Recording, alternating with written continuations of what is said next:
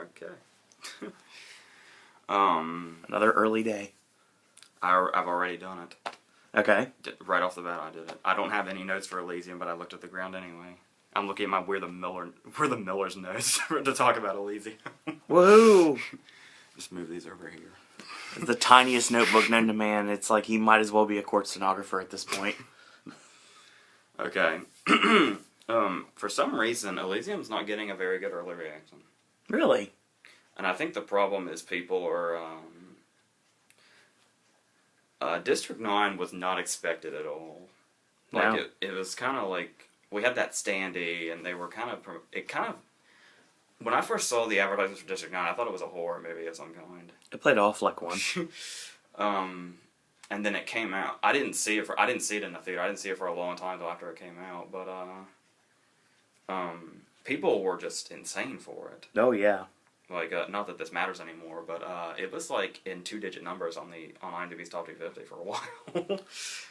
That used to be the biggest deal in the world. Yeah. About 3 years ago. That actually doesn't happen as often anymore. Really?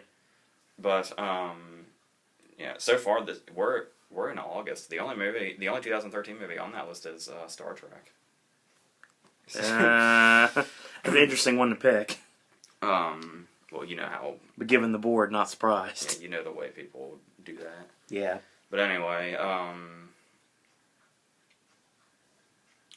and of course, obviously, when you first see the advertisements for District 9, which came out in August, oddly enough, around this time. How appropriate. It would have just totally... My head probably would have exploded if you had told me District 9 was going to run for Best Picture, like it did. No lie. And Screenplay. Even though, oddly enough, it got snubbed in some major tech categories, which... That movie's tech category is all over, so that's weird. But anyway, long story short, which, it's too late. I think that's why Elysium's getting a bad reaction, because people... Hopes are, like, this high because of District 9. Yeah. And this is something totally different. Well, No. Okay, if you were to walk into Elysium, you might mistake it for District 9 right away, but if you... The story and the whole concept is nothing like District 9. No. And they bring Charlotte Copley back, of course. He's such an innocent in District 9. And... anything but in Elysium. The absolute polar opposite to the nth degree. Alright, I don't know how to go about laying down the plot, because I don't know... What's spoilers and what's not? Yeah. Same here. Because to tell you to get to the...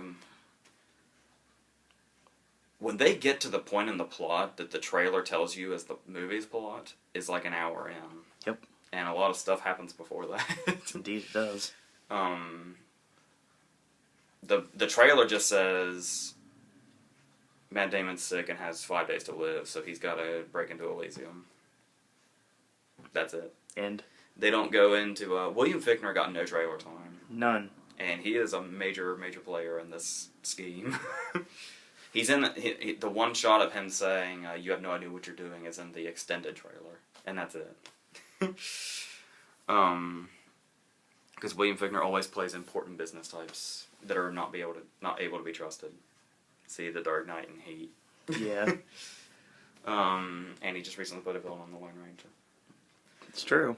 But yeah, the story with William Fichtner is something like... It's very sci-fi-like. Yeah. They need to know what he knows to get into Elysium. Because they say he built Elysium. So, Damon goes to this head criminal. He calls himself Spider, kind of like John Leguizamo in Spawn. Yeah. Spider Mike, I think was his name. But regardless, I don't know if he was part of... Damon used to be a drug dealer. I don't know if Spider was a part of it. I think he was involved with that. And that's how they know each other. I believe so. Well, anyway, there's a lot going on in this movie. So Spider gives him, whatever he needs to be able to extract William Fichtner's knowledge, all the codes and shit, and put them into his own head. Yeah. or something. We'll go with that. And then, of course, you have Jodie Foster, who is this,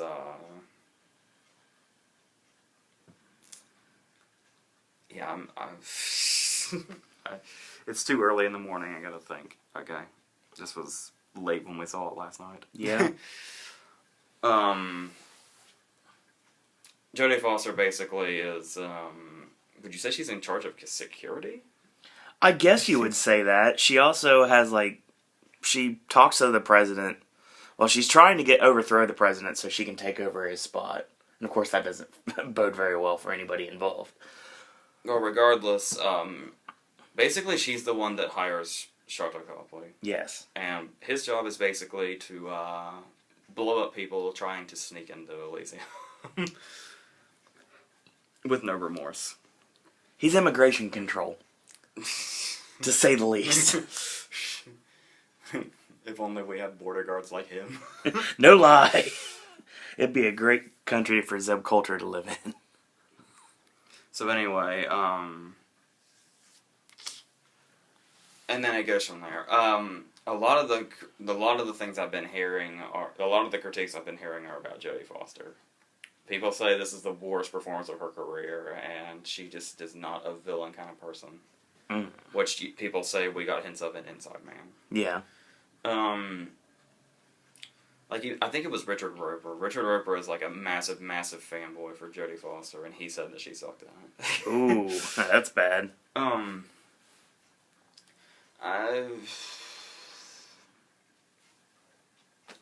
didn't.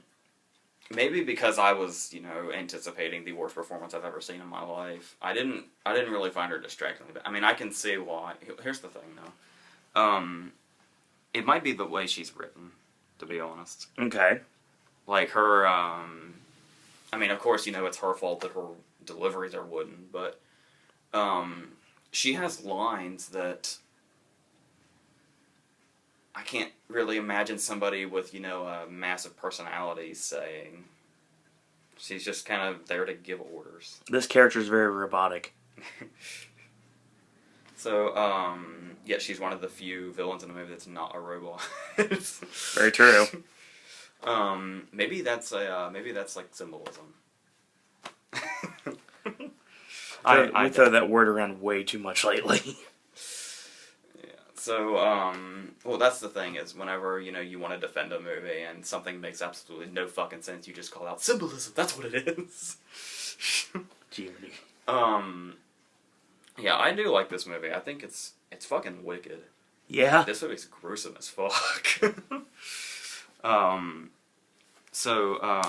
You have exploding bodies, you have them digging through Matt Damon's head when they put the suit on him, and people getting stabbed. There's limbs flying about, running amok. Yeah.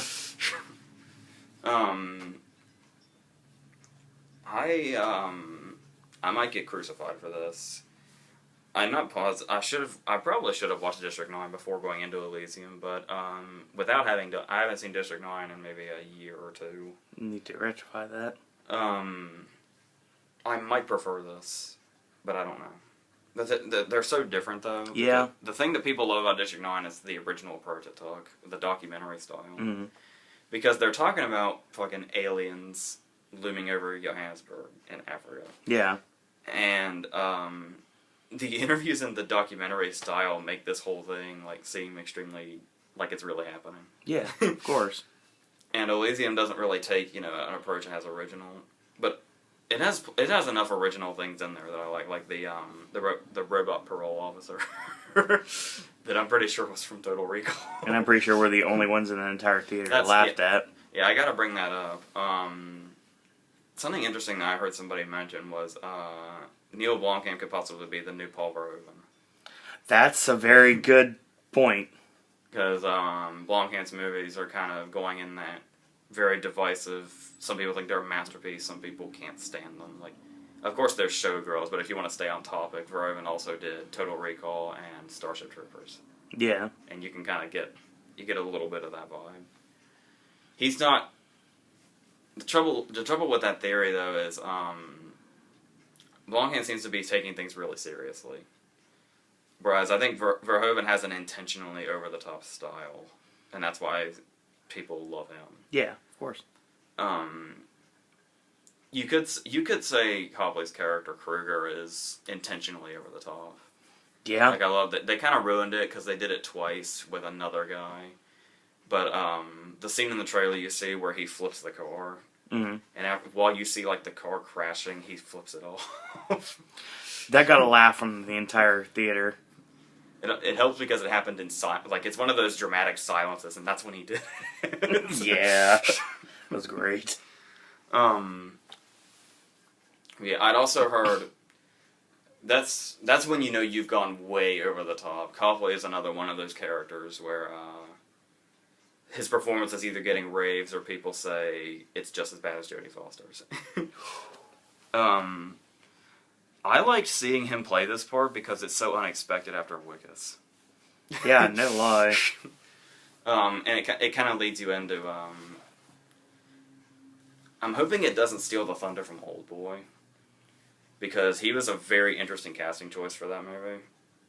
But now that we've seen him play evil, about as evil as you can go, it almost might kind of water down his performance in Old Boy a little bit. I don't know. That's two different types of evil, though. Yeah, that's the thing is, the Kruger in Elysium is like got the ratty beard and he's got the dirty clothes and he's got like the Jedi hood. Yeah. The villain in Old Boy like wears a suit and has his like hair slicked back. And so same character, totally different appearances, maybe. Not same character, but same amount of evil. All right, we'll go with that. I don't know. I mean, I don't tend to like this in any movie, so it's character. Like, if it wasn't in there, I'd probably complain about there being no character development, so I guess I shouldn't complain, but there's just this ongoing thing in movies that since the beginning of time, and it's running wild today, is the, when you can't think of what else to do for character development and drama, you throw in a romance. Yep. Whether it belongs or not. Alice Braga, I think is her name. She was in Blindness and I Am Legend. I mean, yeah, she does have a major plot point, you know, because her daughter is sick, like Damon, like she's in like the last stage of leukemia or something. Yep. So he's got to get himself and her to Elysium now. I guess. I'm really not, you know... They've known each other, though, since they were kids, though. Yeah. They threw that plot point out as well. They do the foreshadowing at the beginning where he's a kid, and he tells her, you know, one day I'm going to take us up there. And it's like, you know, okay. Yeah, I know it's kind of, they do enough foreboding with the, him promising Freya that he's going to take her up there, and, the locket that the nun gives him with the picture of the earth in it. So it's all meaningful when he gets there at the end, but I didn't feel that the starting with him as a kid and flashing back to that was really that necessary.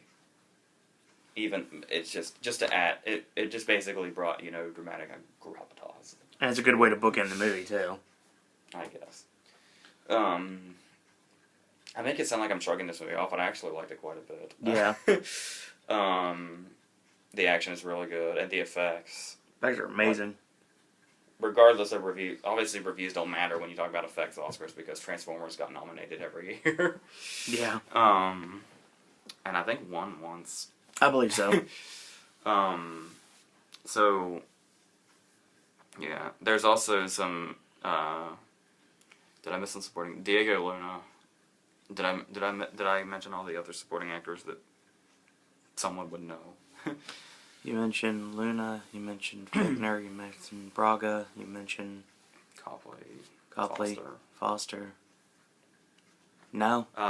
The guy that was the villain in Crank, and he's the cop in Disturbia. He's the guy that puts the he's like the surgeon that puts Damon in the suit. The last suit you ever wear. And, you know, the suit makes him, like, superhuman. And Copley's got one that's, like, 10 times as strong. Yeah, that's what I was getting ready to say that as well, yeah. So, yeah. I will say, I did like there were a couple of unpredictable things that they did. For the most part, you can see a lot of the story arcs coming, unfortunately. But there's one that just makes you say, because I won't give anything away, or I'm trying not to give anything away, but I'll just say there's a point in time where you're pretty much under the impression Charlotte Copley's character cannot be beat. Yeah. Like, there is just absolutely no possible way you can beat him. And I'll leave it at that. He's like the Wiz, nobody beats him. So,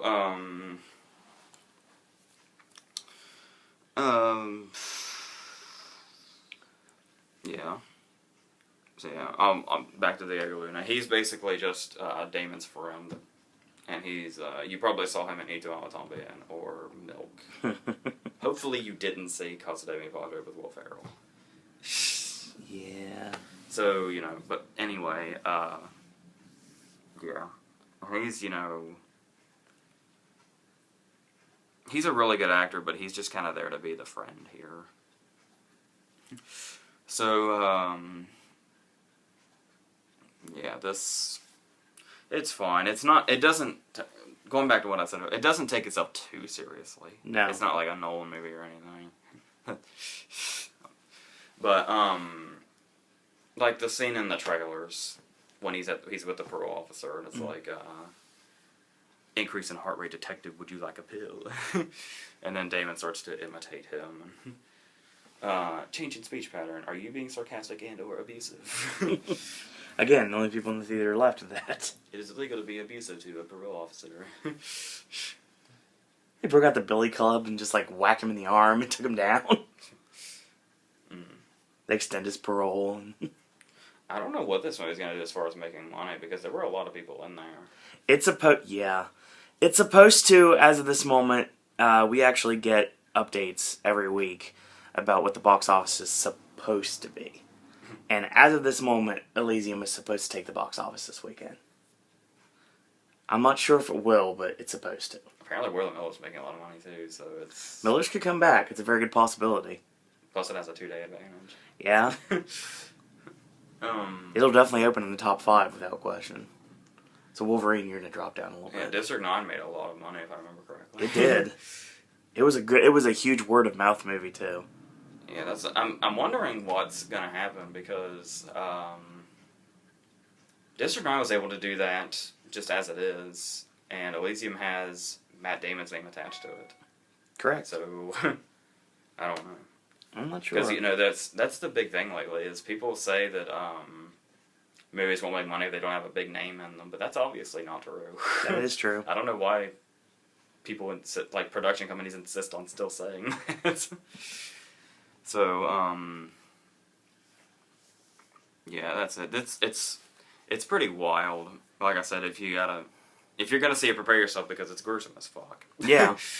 Not for the weak at heart, of course. But if you were to see like the trailers and say that's something I want to see, and you go like immediately, you're probably somebody that doesn't care about gore. No. Because District 9 had its moments too. District 9 had its fair amount of exploding bodies as well. Yeah. And projectile vomiting, if you're into that. Yeah. And it's not black this time. So yeah, that's pretty much it. It's hard R for just only the major 2 reasons. It's just extremely violent. Like I said, it's very gruesome, like AJ was pointing out. And it does have some language in it. But the one big R-rated throw-out is normally nudity, and there is none in this movie. Yeah, there's some fucks in there, too. In more ways than one. But the thing is, you can... If you're a parent that does not care... Obviously, your kid goes to public school, so they know and see and have heard everything. So, if you don't mind that, there's no nudity in this movie, so it's an R-rated film that you actually could watch as long as you don't mind the language and the violence. So... I'll also bring up another criticism, and I've noticed, maybe I should stop doing this, because I noticed this is the death of a lot of movies for me. obviously I read the script for this movie. Twice. I will say that I couldn't help but notice the script kind of had a better flow because the scenes weren't in the same order in the movie as they are in the script. Really? Like, Kruger's introduced a lot earlier. Kruger's introduced on like page 11, in that scene where he blows them up, and they make him more evil. Like he kills his dog and he kills some kids and steals their clothes. Well, you said yourself they probably would cut that out anyway. Yeah, I figured, and of course they did. And they did.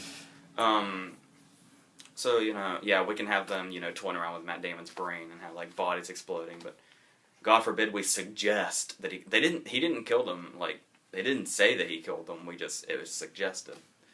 But, okay. It's a big no-no to kill a child on screen.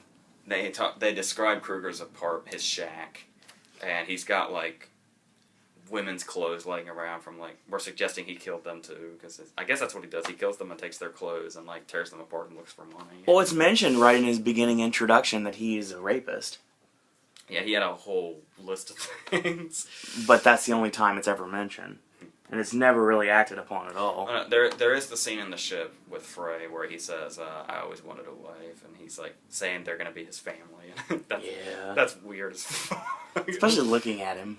Good God. And Kruger's pure evil. Another criticism was, I actually like this. I like the contrast. A complaint that people had was he's this vicious, murdering, raping machine, and he's got the beard, and he's, he's kind of built, and he's got the weird things. Whatever the clothes are and the... But he has Charlotte Copley's voice. Yeah. Which is not very threatening. He's like the, you almost imagine he was the nerd in school or something. Yeah, pretty much. The A-team will tell you that. So, and when he was one of the guest hosts of Raw, that's another thing, too. It makes you wonder now. He's had a leading part in District 9. He was the comedy relief in the A-Team, and he's going to be two hardcore villains with Elysium and Old Boy. I'm curious to see where his career takes him from here. A romantic comedy is next, but I don't know exactly how that's going to work. Well, yeah. Andy Riseborough, your time is coming to star with him in that romantic comedy. It will happen. What happens when a Brit and a man from South Africa get together and go on romantic hijinks? It's Carolina Tales, California. Alright, let's go on to We're the Millers. I wasn't sure how to go into this movie because some of the stuff in the trailer was funny and some of it kind of wasn't. And I'm not exactly... I suppose I am now. But for a while there, I wasn't exactly on the Sudeikis train. No. I thought he was just kind of a low-rent Ed Helms. And with Ed Helms actually being in the movie, it was probably going to shine even more through that way. Because, like, he's had starring roles in, like, Horrible Bosses and Hall Pass. Yeah. Well, when I think of Horrible Bosses and Hall Pass, I don't think of Jason Sudeikis. No. I think of, like for Hall Pass, I think of, like, Stephen Mordaunt or... Yeah. Something, and Richard Jenkins. Richard Jenkins is amazing. And Horrible Bosses, I pretty much think of... Colin Farrell. Colin Farrell, Spacey, Charlie Day. Jennifer Aniston. Yeah. Who was the third guy? Wasn't it Bateman? Yeah, oh my god, the star of the movie. Jason Bateman has been forgotten. I'm sorry. And we just watched Disconnect the other day, so... Yes. Sorry. It's because I praised him last week. I had to just totally forget him. There you go. And I put over Disconnect in a couple of videos ago, so yeah. Oh, shit. I can't believe that just happened. Anyway. Yeah, We're the Millers isn't, like, this groundbreaking comedy, per se, but it's got more funny parts than not funny parts. Agreed. There weren't that many, I was actually, like, really impressed with it, because, it's able to do this. They were able to do it consistently making jokes, but they didn't. Not all. Some of them, of course, but the impressive thing was a lot of the jokes didn't feel recycled like a lot of jokes do. Not at all. Like it's a very it's an interesting setup because I don't recall. I wrote down it's basic. I guess you could say it's Little Miss Sunshine meets RV with drugs. Yeah. I mean, there are drugs in Little Miss Sunshine, but not, to this extreme. Very good point. Despite the fact that, nobody dies from drugs and We're the Millers like somebody did in Little Miss Sunshine, but regardless, there's a lot more, to say the least. Which is a whole joke in itself, because the running joke is Ed Helms keeps saying it's a smidge. Yeah. So, that's the thing. They do, obviously, the plot. It's Aniston's a stripper because, that's what Aniston does. She teases nudity now. Yeah. But absolutely refuses to do it, even though over half the people in Hollywood have seen her naked by now. Yeah. I'm sorry for that personal jam, but we annihilated Katy Perry last week. So much that he actually felt bad about it the other day. We're just sitting at B-dubs and all of a sudden he's like, I really went into Katy Perry the other day. And he's like, I need to not do that. We talked about John Mayer and everything. Not like anybody sees this anyway, but people do see this. The problem I had with the trailer was it does that thing where a lot of the jokes are spoiled in it. Yeah. Like, they do that whole... the trailer doesn't show how they cover it up, which is fine. It's not too contrived, I guess. But the whole joke where Nick Offerman and Catherine Hahn are in the RV next to them, and they're basically... Nick Offerman in this movie is Jeff Daniels in RV. No lie. But anyway, the joke where they have... For some reason, they have the weed up here. And then it falls onto Aniston's lap, and she covers it up with a blanket, and they think it's a baby. And then in the trailer, we see Catherine Hahn almost see it, so Aniston just throws it in the road and gets run over by a truck. Blowing that whole joke, basically. The way it's resolved works, though, because you're not expecting that to be the end, the way it going. Yeah, I guess. Somewhat, I guess. As you pointed out, there's a few cameos in it. They're not necessarily cameos because they're credited, but there's Thomas Lennon at the beginning. Yeah, so awesome. Who's the guy that Ken Marino. Yeah, you have that state. You have that represent. moment, of course, where you have to have Sudeikis realize that he's missing a family, and so Lennon is that guy that he knew from like a long time ago that he used to deal drugs with, I guess. Yep.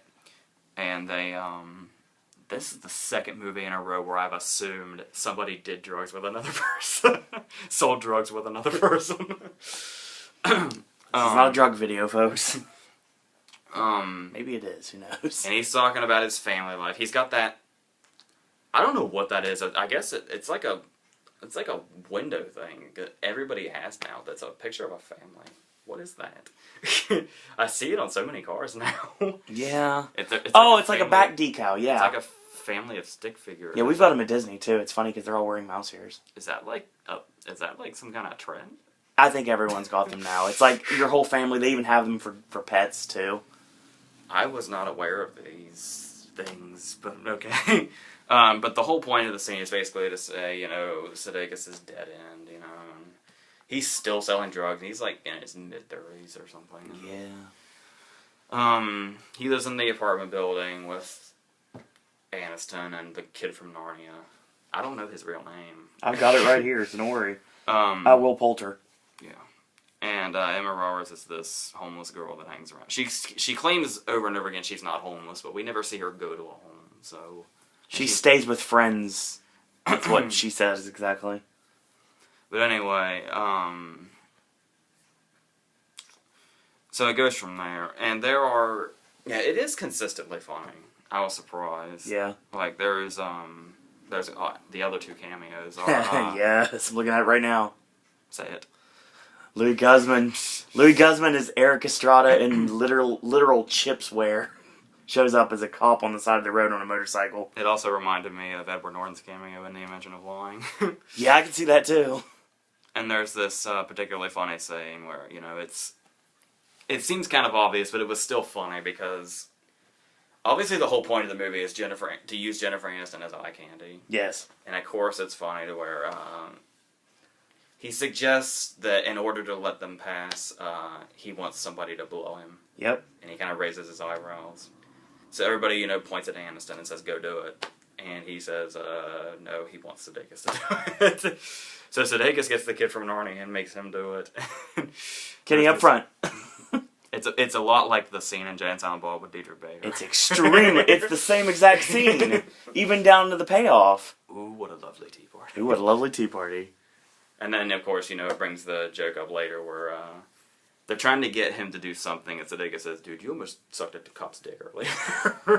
And of course, he has to think about that left process in his mind that he almost did. And then the last cameo, I don't recall anything funny he got to do, but it's just, considering we're post 30 Rock, it's always nice to see somebody from it and go, oh. Scott Adsit, I think is how you say his name, who was Pete, is the doctor towards the end, after he gets the spider bite. I've never watched 30 Rock, so I wouldn't know anything about that. Apparently he's like longtime friends with Tina Fey, but he's like, his claim to fame is he was Pete on 30 Rock. So it's nice to see him again after it ended.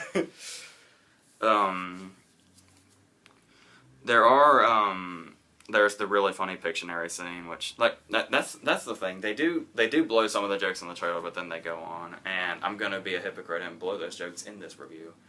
Assuming most people have seen We're the Millers by now, because it's been out for a couple of days now, and it made a lot of money. So it'll be in the top 3 this weekend. So I'll tell you how much I liked this joke. Obviously they're doing the trailer stops it at she thinks it's a big black cock. Yeah. And he says it's a skateboard, and it's a really badly drawn phallic skateboard. Yeah. But obviously the payoff to the joke is her, she first guesses a big black penis, but then she changes her wording to a big black cock, and then her guess is black hawk down. Black hawk down.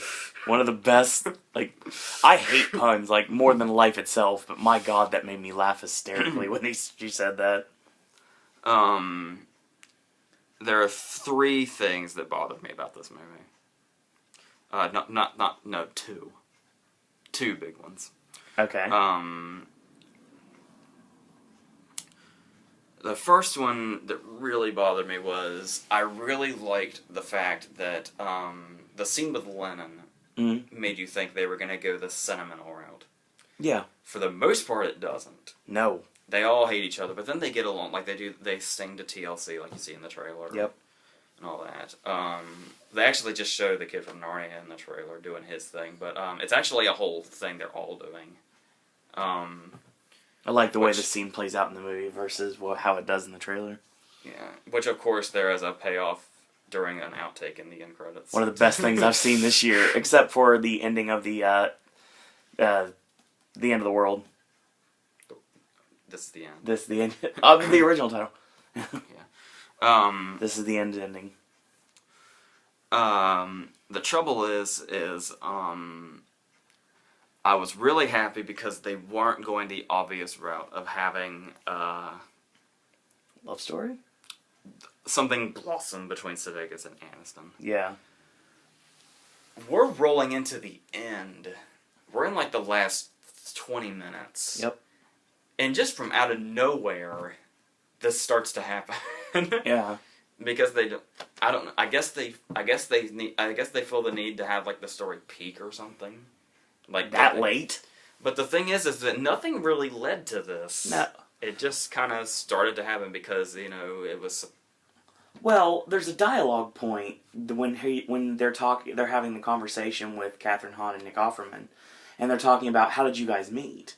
And Sudeikis brings up this line about, well, I saw her from afar, and he's basically saying things that he's always wanted to say, but that gets forgotten until 20 minutes before the end of the movie. Not really, because the point of that scene is,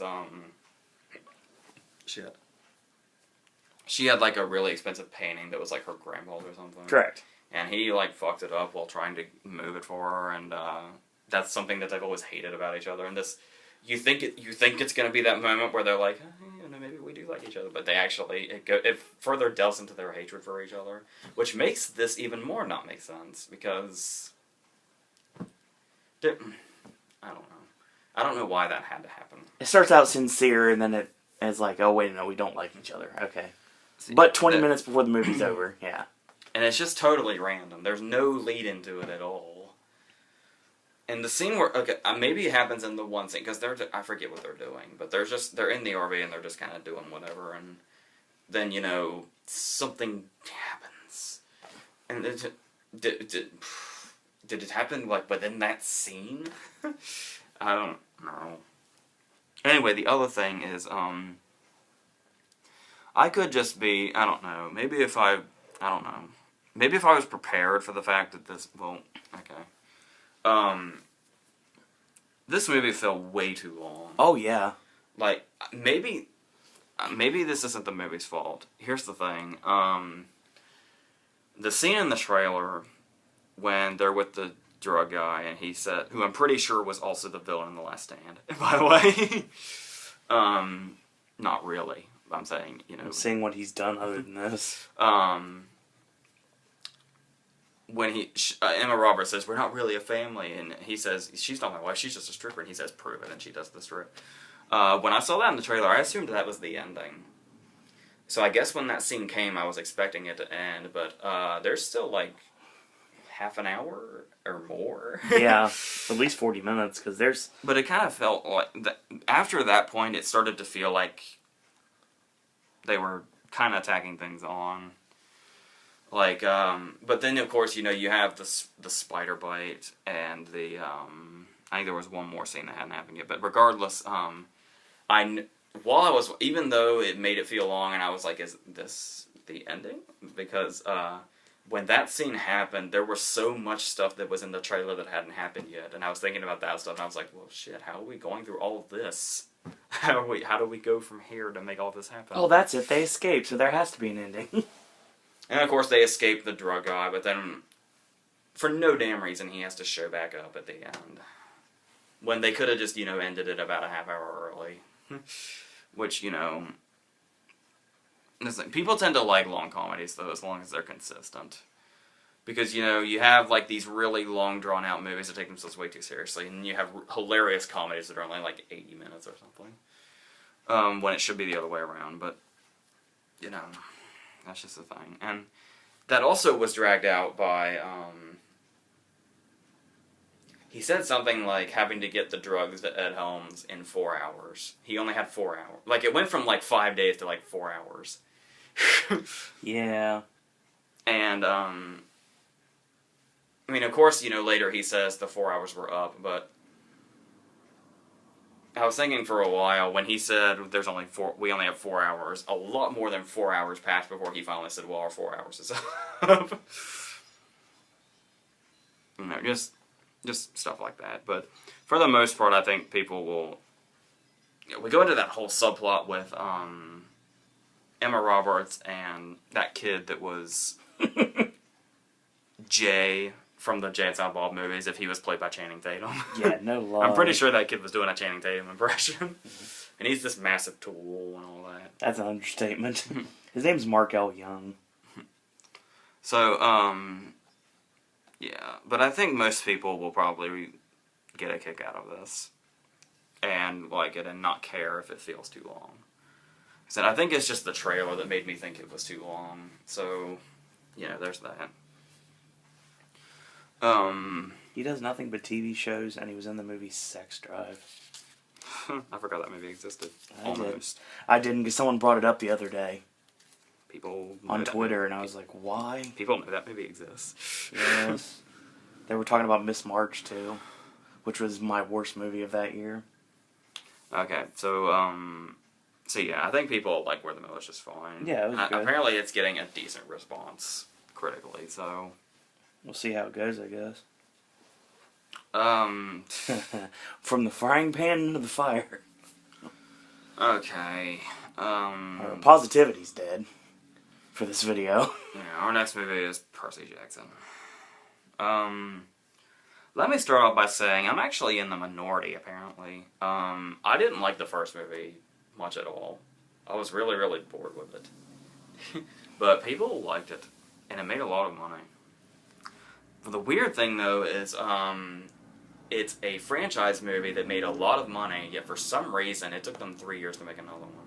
The timing was the biggest mistake on that one. The laziness of going 3 years without making a movie shows in a finished product. Yeah, yes it does. You appear to have an unfinished script and unfinished effects, but we'll get to all that stuff in a minute. we have Logan Lerman again, fresh off his amazing performance in The Perks of Being a Wallflower. Yes. And you would have never suspected he was capable of such a performance if you were to see his performance in Percy Jackson. No, not at all. We have this, well, here's the thing. These movies have been called, third-rate Harry Potter movies. Which is interesting, because the first one was by Chris Columbus, who did The Sorcerer's Stone and the Chamber of Secrets. This is not Chris Columbus. No. I don't know why he can't stick to his franchises. No, he really can't. Home Alone you can add to that. Yeah. I mean, I can see, Home Alone 3 has not exactly got a Columbus vibe or anything. But regardless, Chris Columbus is always replaced in his franchises. He's good enough for one movie and one movie only. With Home Alone and Harry Potter, he got two, man. No, I mean on his franchises, he's good for only one movie, and they were like, we're going to go in another direction. So, you don't even get all your cast back. Like, Stanley Tucci wasn't in the first one, was he? I don't remember. Hold on, we'll go ahead and cast the list in a minute. Anyway, there was this kind of funny joke at the very beginning where, there's this god that has a grudge against Stanley Tucci. And the way they convey that is every time Tucci goes to pour himself some wine, it turns into water. Yeah. That's a funny kind of thing. But as far as that, I can tell you who doesn't return. The funny thing is, I don't know what's going on with Kevin McKidd. I think he's on a show now, so he might have been busy or didn't care. But Kevin McKidd was Poseidon in the first one. He's best known for being Tommy in Trainspotting. Yep. And he is the he kind of, when he has his hair short, he kind of resembles current Anthony Michael Hall. But what's funny is they have this scene at the beginning where Percy's sitting by the water and he's talking to Poseidon. But of course, he's kind of talking to himself, and Poseidon is just like a ripple in the water. It's like, well, is Kevin McKidd going to be coming back? Or does this show that they couldn't get him back and he's just a ripple in the water? Of course he doesn't come back. I didn't know if he was in it or not when I sat down. And there are so many people. They replaced Pierce Brosnan. Yep. Pierce Brosnan is now the Repo Man from Repo the Genetic Opera. Steve Coogan was not in this one. Yeah, Steve Coogan was the best part of the first one. He was Hades, and he had like piercings and leather pants. Rosario and Catherine Keener and Sean Bean and yeah, none of them are. None of these people are in this one, folks. Like, I do think it's funny they went through the trouble of replacing Brosnan, but they just didn't even bother with Kevin McKidd. They just made him this cheap-ass effect. And yeah, I'll say... Speaking of cheap-ass effects... Oh, God. We're back in World War Z territory. Yeah. Some of it is okay. Like, the scene in the trailer with the, when they're in the place they need to be, and it's like, those aren't sharks scene. Stuff like that doesn't look too bad, but then, you have just... It's just, Wait a minute. On top of how it looks, we'll talk about it being a, Okay. I know this is kind of a go-to insult for franchise movies based on books, but let's be honest. This movie had some exterior shots that were left over from Twilight. Yeah, I can see that. The morning fog moving over the pointy trees. Oh, wow. Like, I thought I was getting ready to watch a Twilight trailer, and I was like, aren't these things over? Thank God they are. And it just, the whole thing looks kind of, I mean, every now and then there's a good effect, but the whole thing still looks cheap. And that's not even to mention the useless 3D. This is another one of those ones where I watched it in 3D for half an hour and then I didn't bother. I just watched it a little blurry. I didn't care. Were you about to say something? Well, I'm looking at this cast list here. Oh yeah, speaking of popular books, the villain in this movie is the kid from The Host. Did you notice that? No, I just know. I just remember he looks like Jonesy, and I said that a billion times. Well, Okay. I'm looking at the cast here. I don't remember these people in the movie.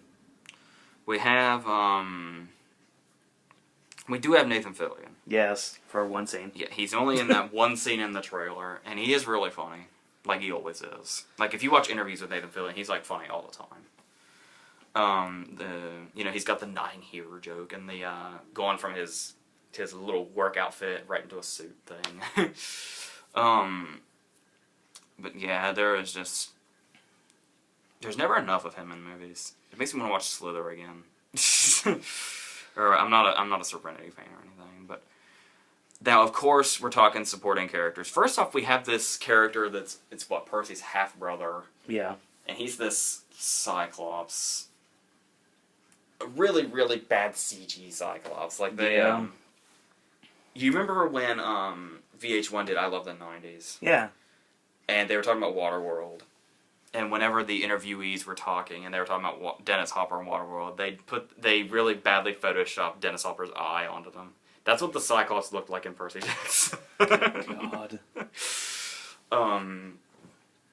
So yeah, and they have this.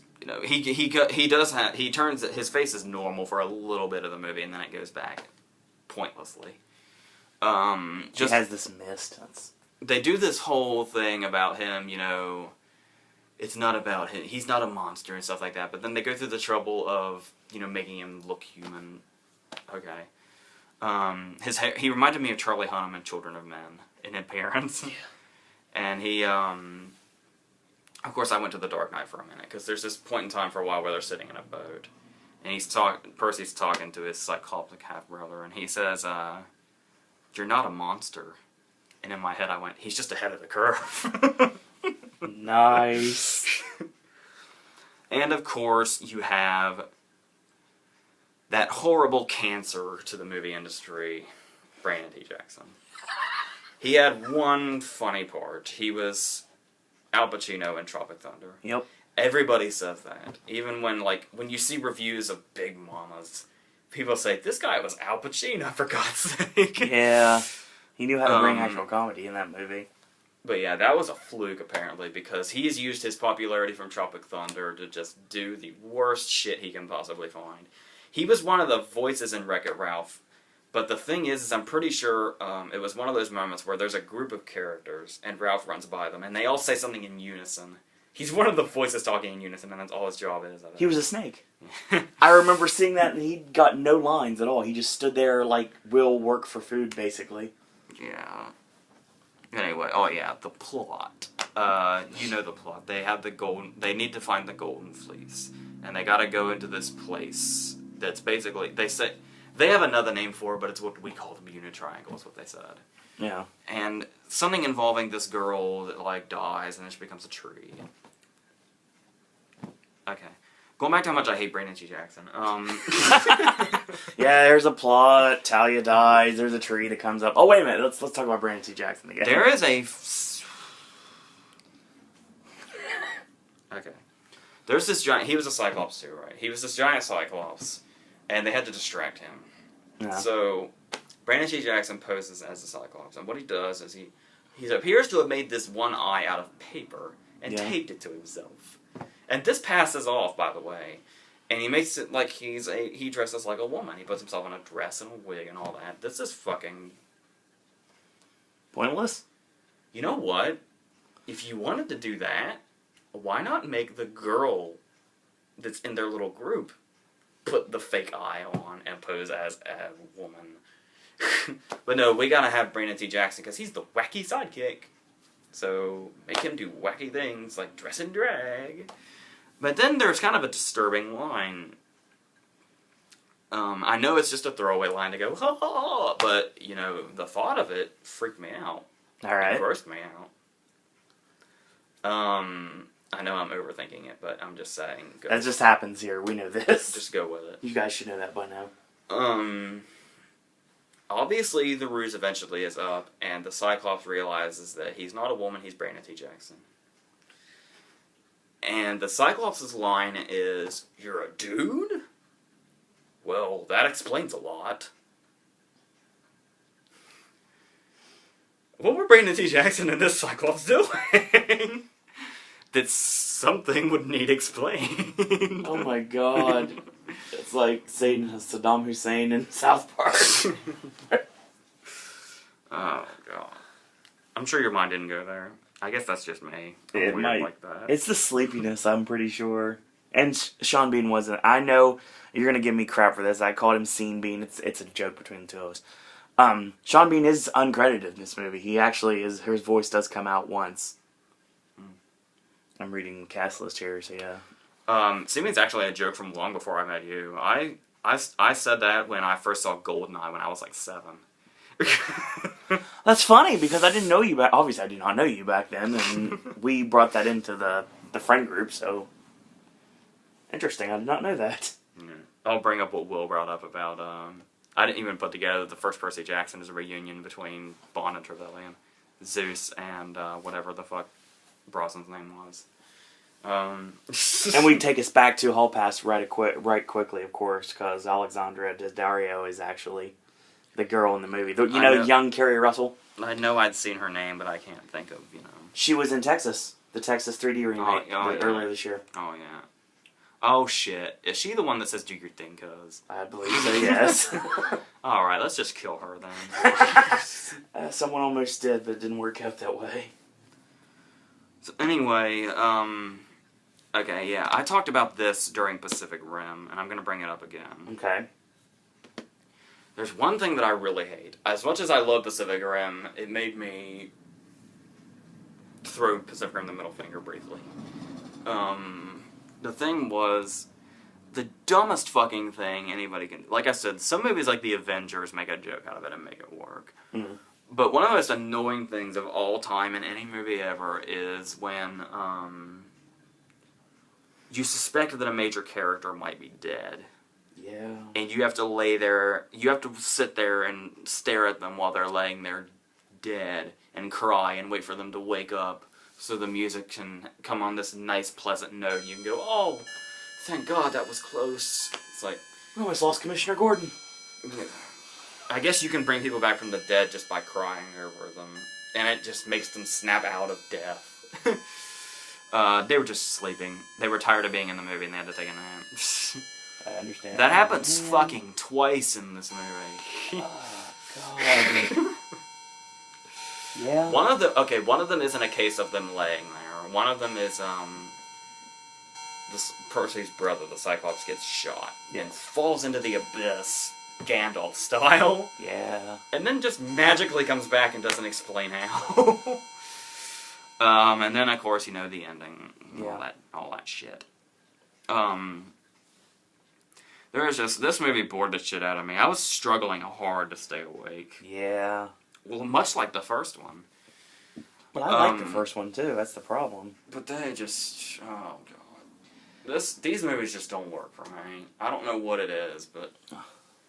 These movies just don't do it. Well, looking at the director's filmography, this hurts. What did he do? Well, you know his name, right? No. He has the most fake name in the history of man. It's Thor Freudenthal. Yeah, that's right. He is the director of Diary of a Wimpy Kid. I knew I'd seen his name somewhere. The first one? Yes. And one of them, a god-awful piece of garbage I used to call Don Cheadle Needs to Kill His Agent. Hotel for Dogs. Yes. Okay. Speaking of the first one, I'd just like to bring something up. Okay? I've had this problem since I saw the first one 3 years ago. Okay. And it still haunts me to this day.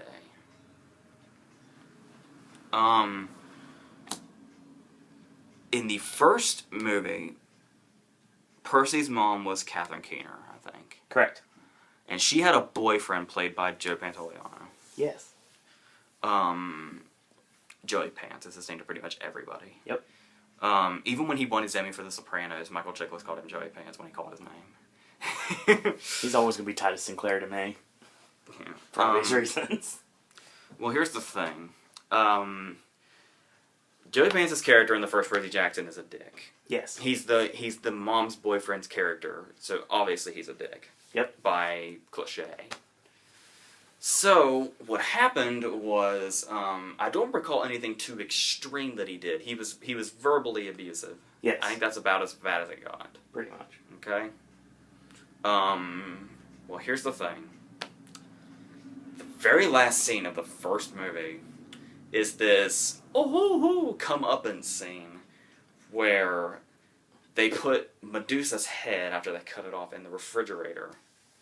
And Joey Pants comes in to get a beer, and he opens the refrigerator, and the screen goes black, and we hear him turning to stone. Now, of course, when Medusa's head turns you to stone, you're dead. Yeah. You're dead. Yes, you're definitely dead.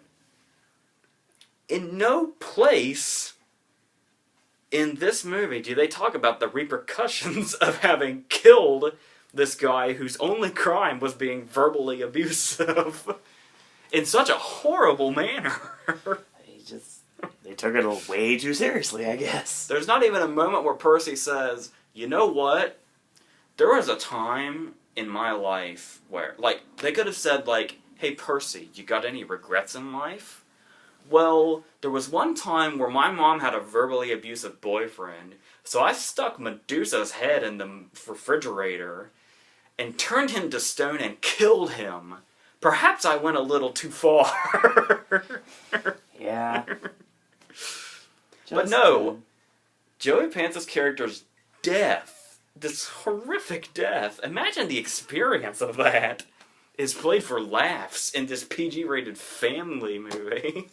Yeah. By the way, speaking of this movie's audience, we were in there with a few people, and this movie didn't really get a reaction out of anybody. One guy walked out. Yep. So I don't know what people are going to do to this. I don't know its critical reception at all. Did critics even see it? I know that, I believe right now, I haven't looked at it recently, but I believe Rotten Tomatoes actually has it rotten right now. I would hope so. It doesn't take much to be rotten. Everything on the rest of this video, and that's only one more movie, is rotten on this video. The rest of these movies are, which should be one more, so. Okay, our last movie is the one movie that nobody was eagerly anticipating. Nope.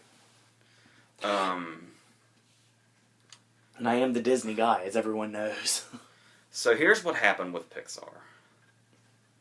They make all these great movies. They're known for making these really insanely rising way over expectations for an animated movies. Yeah. Well, in 2006, they made Cars. And everybody thought Cars was underwhelming. Yes. They thought it was way too childlike compared to the rest of their movies. And just not the greatest of concepts. So what did Pixar do? They made a sequel to it in 2011. Yep.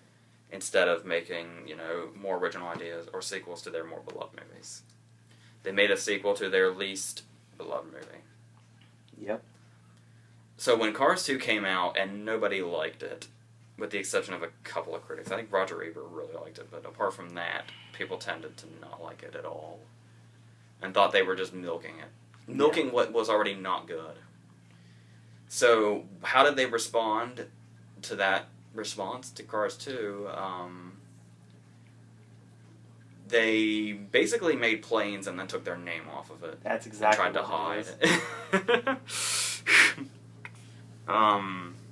And they put it under the Disney Toon Studios banner, which is basically the straight-to-DVD vehicle. This movie certainly fell straight to DVD. Here's the thing. Yeah, it did. This movie looks like it has two titles because you hear that you get this catchy tune going, and then of course we open in the sky. It's as predictable as the transitioning between scenes in Amelia with going through clouds. And those people working on the road down there, they're moving up this way. That's why the house is shaking. It honestly sounds like there are planes outside. But anyway, hopefully you can still hear me. I'm pretty sure you can. So anyway, we open on the clouds and shit. And what appears to be the title coming down, just in. But it's not the title. It says World of Cars. Yeah. And it's the Cars logo. Yep. And it's like, why did you tell us that? Because, first off, this is clearly not the world that was in Cars. Because those were cars, not fucking planes, for starters. Exactly. Oh, God. But anyway, and then the very straight-to-DVD style title comes up, like, And they're playing this generic rock song that, you know, they pulled out of the archives. And of course, you know, like all these movies, it starts with a fantasy where he's the top racer and whatever the fuck that thing was called. But of course, you know, he's a crop duster, and crop dusters don't go very fast. On top of the fact that our main character, Dusty, is...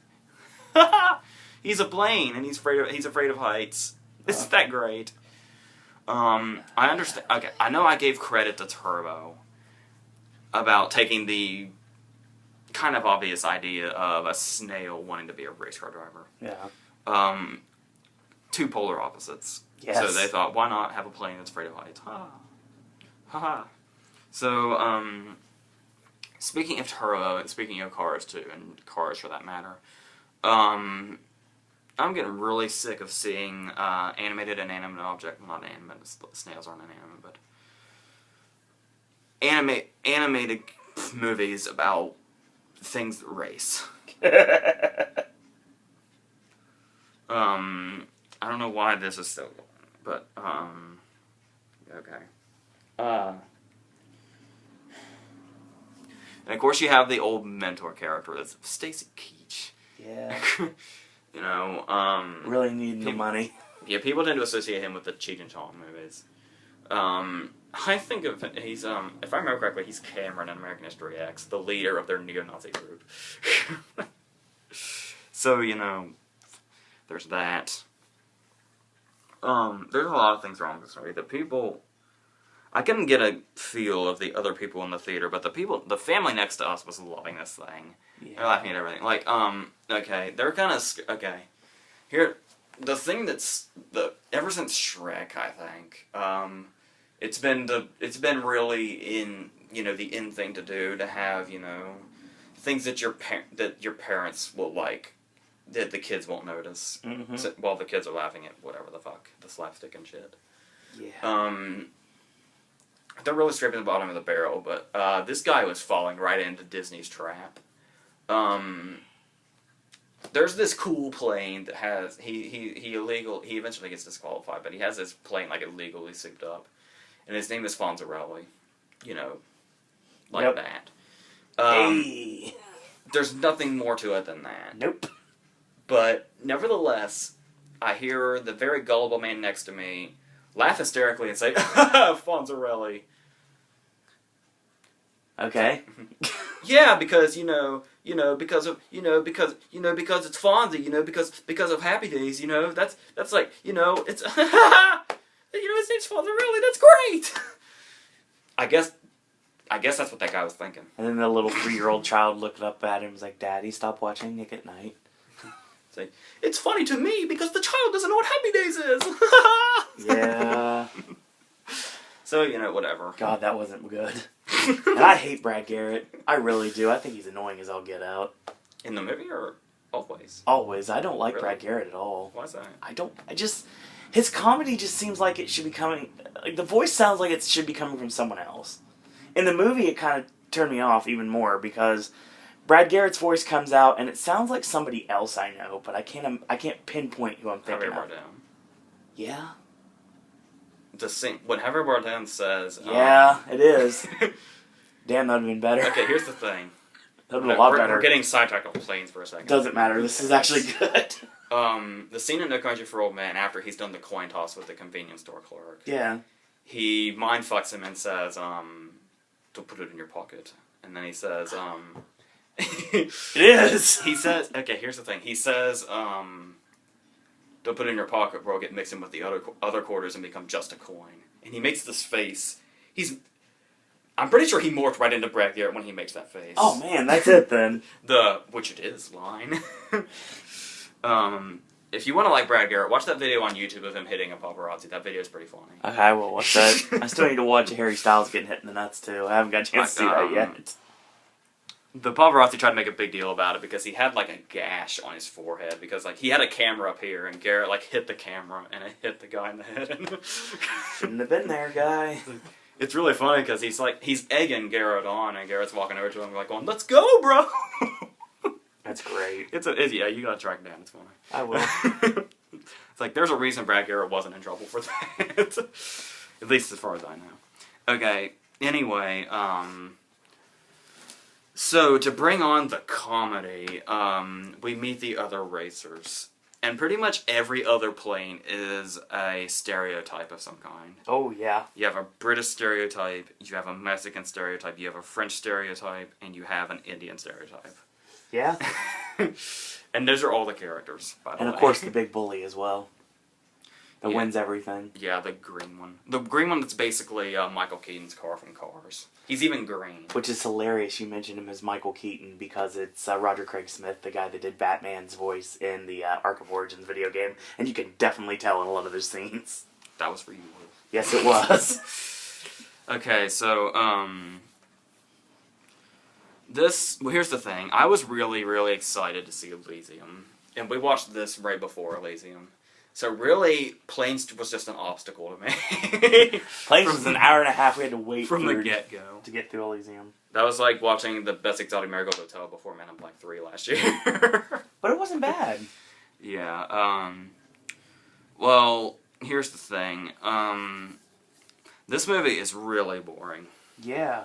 This movie is just formula from beginning to end for animated movies and racing movies and underdog movies and anything else you can think of. Yeah. And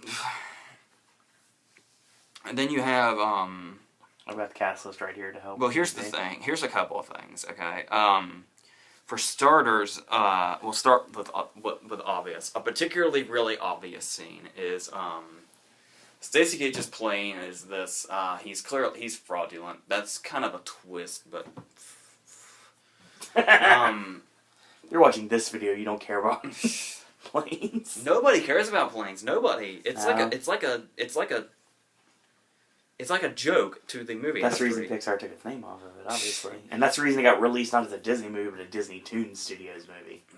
It doesn't say Walt Disney Studios, it says Disney Toon Studios. When you watch it, it feels so much like one of those. I didn't know why I was watching it, because it feels like one of those straight-to-DVD spin-offs. And that's what it was supposed to be, and at the very last minute they decided to release it in theaters. I remember when that news broke, that it was going to be a theatrical release last minute, and people were like, why? And there's already a sequel. Planes, Fire, and Rescue coming out July 18th, They do the Bond-style Dusty Cropper will return in Planes, Fire, and Rescue, which already has a fucking release date. Yes. They've already animated it, it's too late. I think it's July 18th. Maybe when this makes absolutely no money, they'll make it a straight-to-video release. Because that's what Disney Toon Studios does. They do straight-to-DVD releases, I mean. Well, anyway, what I was saying was, Skipper, which is Stacey Gage's plane. It's this, he's the veteran. He was, like, in wars and shit. And he's all Navy. He's got a chip on his shoulder, and he's, you know, brooding. And he just sits in his runway and doesn't do anything. His hangar and doesn't do anything at the end of the runway. He has a Dubot that just stands there and makes it, like, drags him out and stuff. It's like, you want to go somewhere, Skipper? No, he's basically, he's basically the Onceler. He's there, and, like, you call out to him for help, and he'll open the door, and he won't say anything, and as you're trying to explain, he'll just shut the door in your face. He does that in the beginning of the movie, too. You'd actually see him peering through the windows of his hangar going, stupid rookie. Well, anyway, and he hasn't flown for a really long-ass time. No. So there's this scene, and they're really building it, where he comes out of the hangar, and it's this big triumph, nobody's around. He's by himself. He's going to do this. He's going to take off. He's going to fly. He's going to be, big again. And he's going to relive the old days, because that's what the veterans do. But he can't do it. They got to save that for the big moment in the end. Yep. I was like, man, aren't they going to save this for the end? And he was like, oh, I just can't do it. And I was like, of course he can't. Why did they even fucking do that big build-up? And he sadly goes back into his hangar and like a fucking reject, and they close him back up. It's hilarious the way you're saying that. He goes back in his hangar and they just close him up. We're forgetting the fact that these are planes, people. Okay, yeah. Okay, let me talk about this. I didn't really like Cars, either one. Let's talk about the cast as well. The first one is okay, and I use okay really loosely. I love the plot in the second one, but it's way too heavy on Dan Whitney. The unique thing about Cars was every single thing is a car. Yes. Every single minuscule thing is a car. Mm-hmm. Particularly in the scene where we see, they're like fucking flies. And we get a closer look at these flies. The flies are tiny little cars with wings. That is totally taken down. Number one, they say this is the world that was in Cars. Yes. I don't recall. In Cars 2, yeah, I think a plane talked. But Yes. in the first Cars, I don't believe there was nothing but cars. Correct. Planes has a few things. Planes is not only in the world of Cars. You would expect, okay, maybe they're in a world of planes. Maybe we'll just throw out the world of Cars idea. Maybe they're in a world of planes. Nope. But, you got their little things. Their little Dubots, as you call them. Yes. I believe there was a car every now and then. So the whole thing feels pointless. If we're not going to go all out with this planes idea, what's the point? Brad Garrett's a fuel truck, and Yeah. Terry Hatcher's like a forklift, and Yeah. then there's this little underdog that's like the biggest fan of Dusty, and he's a car, but he's also a plane, and he's like, "You're fighting for all of us." I'm like, oh god. Okay, here's the thing. Also, this movie's really boring. Yeah. But they have a They have great voice actors. they have a technique for this. Okay. Okay. We get this one shot all the fucking time. You see it in a lot of movies like this with a lot of aerial scenes. You kind of have it. It's like the camera. It's an animated movie, but it's like the camera is on the side of the plane, and we see it spinning from its own point of view, basically. Yeah. So to kind of distract people by how fucking boring and monotonous this movie is, we get this spinning shot all the fucking time. Yeah. It's like, oh wait a minute, I think we're being boring. Let's make them and then let's make the children puke everywhere because that's kind of a dizzying shot a little bit. Okay. Want to talk about Dane Cook now? I guess we can go into the cast. A lot of people wonder how the fuck Dane Cook ended up in this movie. He explained it on Kimmel, and it's very simple. For some reason, Lasseter called him out of the blue and said, "Hey, do you want to do a voice for this movie?" And Dane said, "Of course." And that was it. We have no idea why Lasseter wanted him, but that's it.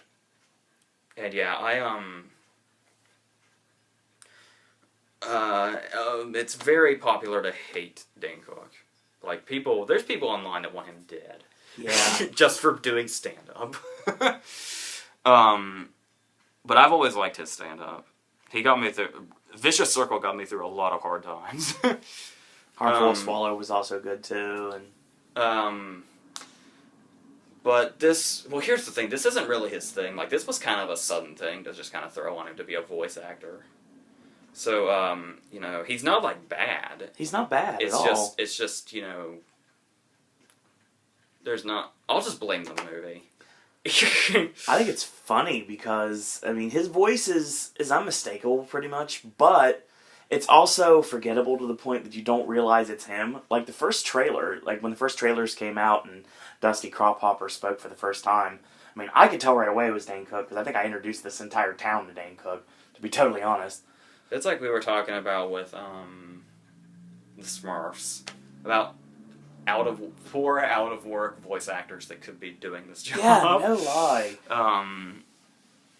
There is no voice actor. Well, the only voice actor in this movie that's really known is Robert Paulson, which of course he did Animaniacs and Tiny Toons and. Is that the right name? Yeah. His name is Robert Paulson. Yes. Okay. It's Rob Paulson, but I mean still. I believe his parents probably call him Robert. You know. And of course, Ratzenberger returns, and let's talk about. I would have known. Okay, there's an in joke. It's okay. It's an okay enough in joke. Like it's not like Fonz are really bad. No. If you look in you can't tell because they're only there for like a second. I didn't even hear. I heard Kilmer. I didn't hear Edwards. No. But Val Kilmer and Anthony Edwards have like one or two lines amidst something. Clearly, Iceman and Goose. Of course. Planes. Yes. So I'm surprised Kenny Loggins wasn't playing in the background. I guarantee they couldn't afford it. They couldn't get the rights to Danger Zone. I will say this movie's too long. Yeah. Like, here's the thing. They obviously... Okay, the whole point is the race. Mm-hmm. But that is not near enough for this to sustain this movie. They could have made it a short, but no, they didn't. They had to make it feature length. It could have worked as a short, too. Well, Okay, so here's what they did. maybe. He says, he's like flying around talking to somebody. He's like, tomorrow's the race. And he's just flying around. That's a great Dane Cook impersonation. So I'm like, wow, we're already at the end. Okay, tomorrow's the race. Good, this is ending soon. They might draw out the race too long, but nevertheless, as long as the race gets here, that means we're almost over. Nope. This is a very eventful night to lead into the race tomorrow. I said that like he says when they're changing the streets back. Tomorrow. Tomorrow. A lot of Dane Cook I got references in here. lost. Okay, first off, he gets stuck in a storm. Yep. This scene's pretty long. Yeah. He's flying over the sea, and he flies into the naval ship and learns that Skipper's a fraud. So there's that. And then he gets damaged in the storm, so when he finally gets back, they gotta, like, nurse his wounds and shit. And then he's gotta get all pissed off and say, you lied to me about your missions, Skipper! And then, that wasn't Dane Cook at all. No. And then, of course,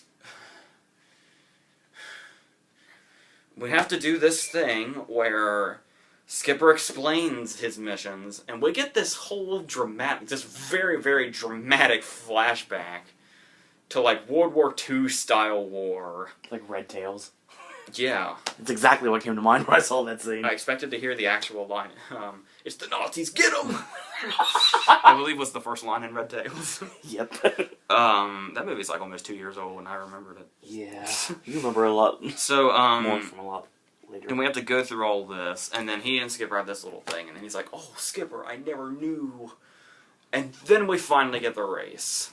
And of course the race is, a little too long. And then we have an epilogue. And then it ends.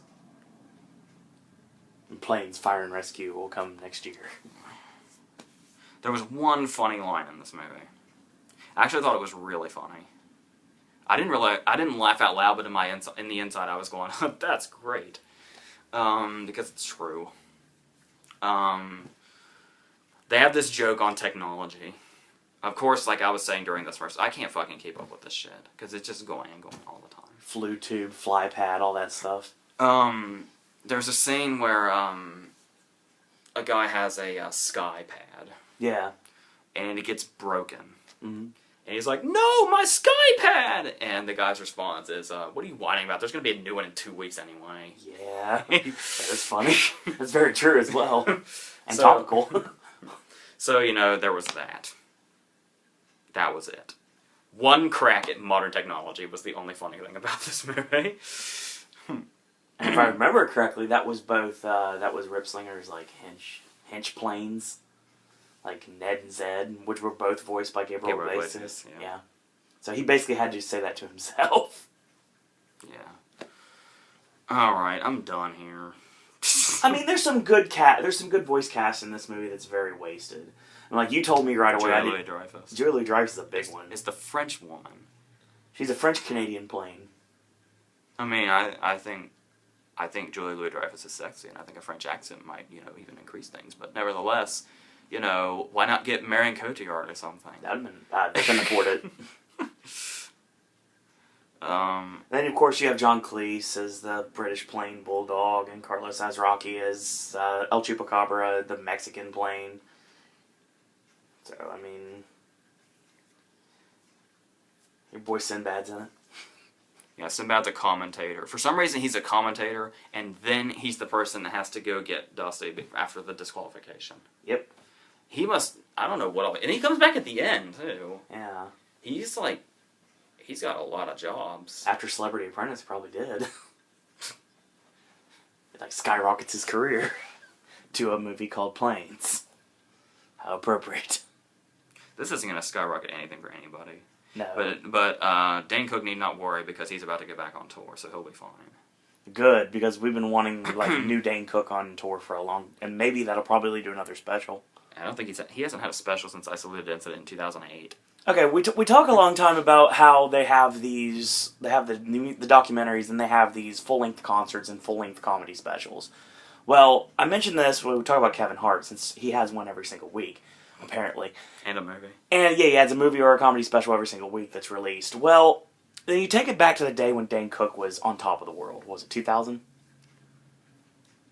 It's Somewhere in that late 90s, early 2000s. Harmful as Swallowed is having its 10th anniversary this year, so it would have to have been like 2003 at least. Okay, fine. When he was getting in there. So the early when he was 2000s. when he was the Waffler and Mystery Men, nobody knew who he was. He was the... Oh, yeah, that was 99, too, so okay, we're good with that. So in the early 2000s, Dane Cook was on top of the world. Nobody could beat him at all. He was, tops everywhere.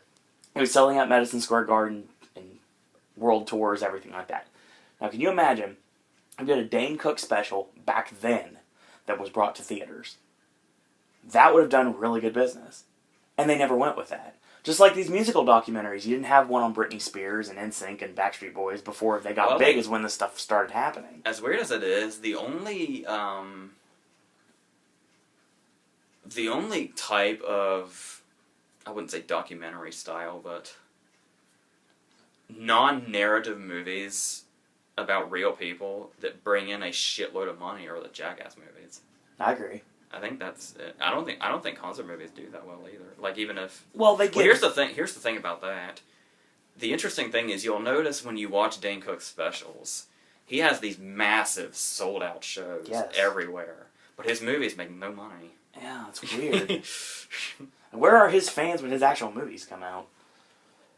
Waiting for a new CD? That's like Bob Saget's joke about when he says, I directed Dirty Work, and everybody cheers, and he's like, where were you guys opening weekend?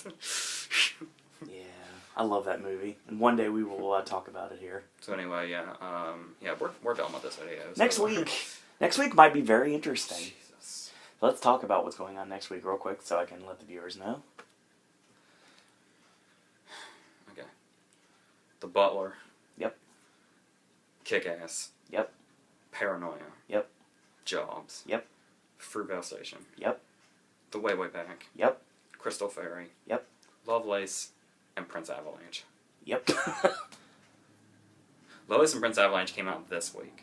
Yep. But they'll be reviewed next week. And we just recently got Fruitvale, The Way Way Back, and Crystal Fairy in Athens. They will be watched, full disclosure, they'll be watched 2 days from now, so yeah. It's going to be a big weekend next week, so if you're a fan of the movie reviews, then you're going to get a lot of content the next couple of weeks. You people that complain that the videos are too long. 9 goddamn movies. You ain't seen nothing yet. And God knows what could end up, there's something else that could end up in our path before then. I mean, we weren't even expecting Lovelace and Prince Avalanche at all. And they just showed up. And The Bling Ring is still hanging out there, waiting for distribution too, so. Blue Jasmine, there's all sorts of things that are coming out. Spectacular now in the next couple weeks, hopefully, before August is over. So yeah, there's a lot of stuff coming out. Yeah, until then.